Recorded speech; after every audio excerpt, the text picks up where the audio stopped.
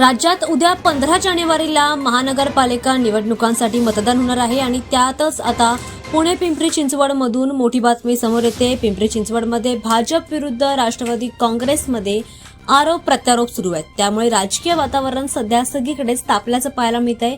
भाजप आमदार महेश लांडगे आणि उपमुख्यमंत्री अजित पवार यांनी एकमेकांवर हल्लाबोल देखील केलेला आहे। या मोठ्या घडामोडीमध्ये आता पिंपरी चिंचवडमधून एक बातमी समोर येते।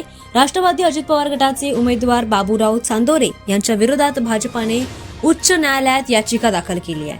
ऐन महानगरपालिका निवडणुकीला काहीच तास शिल्लक असताना ही याचिका दाखल करण्यात आली आहे। त्यामुळे इथे मोठी खळबळ उडाली आहे। बाबूराव चांदोरे यांचं नामांकन रद्द करण्यासाठी उच्च न्यायालयात भाजपाच्या उमेदवाराने धाव घेतल्याची ही खळबळ उडाली आहे। चांदोरे यांनी आपल्या प्रतिज्ञापत्रात गुन्हेगारी प्रकरणांची माहिती लपवल्याचा आरोप यावेळी करण्यात आलाय। त्यांचे नामांकन रद्द करण्यासाठी भाजपाचे उमेदवार गणेश कमळकर यांनी मुंबई उच्च न्यायालयामध्ये रिट याचिका दाखल केली आहे। त्यांनी दाखल केलेल्या रिट याचिकेनुसार चांदोरे यांनी उमेदवारी अर्जासोबत दाखल केलेल्या प्रतिज्ञापत्रामध्ये गंभीर स्वरूपाच्या प्रलंबित गुन्ह्यांची माहिती जाणीवपूर्वक त्यांनी लपवून ठेवल्याचा त्यांनी दावा केलाय।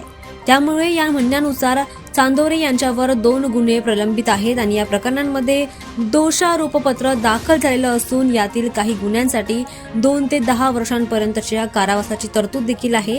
त्यामुळे आता त्यांनी ही याचिका दाखल केली आहे, रिट याचिका त्यांनी दाखल केली आहे आणि यावर न्यायसंहितेच्या आधारे योग्य ती कारवाई देखील करण्यात यावी अशी मागणी त्यांनी केली आहे। दरम्यान महापालिका निवडणुकांच्या वातावरणात काही तास आता मतदानाला राहिले असताना त्यांनी ही रिट याचिका दाखल केल्यामुळे पिंपरी चिंचवडमध्ये महानगरपालिकेचं वातावरण अतिशय तापलेलं आहे आणि दरम्यान यामध्येच आता काहींनी आमने सामना होत असल्याचं देखील म्हटलंय आणि त्यामुळेच त्यांनी हे पाऊल उचलल्याचं असल्याचं देखील म्हटलं आहे। त्यामुळे पिंपरी चिंचवडच्या राजकीय वातावरणातून वातावरण महानगरपालिकेचं तापल्याचं पाहायला मिळतं।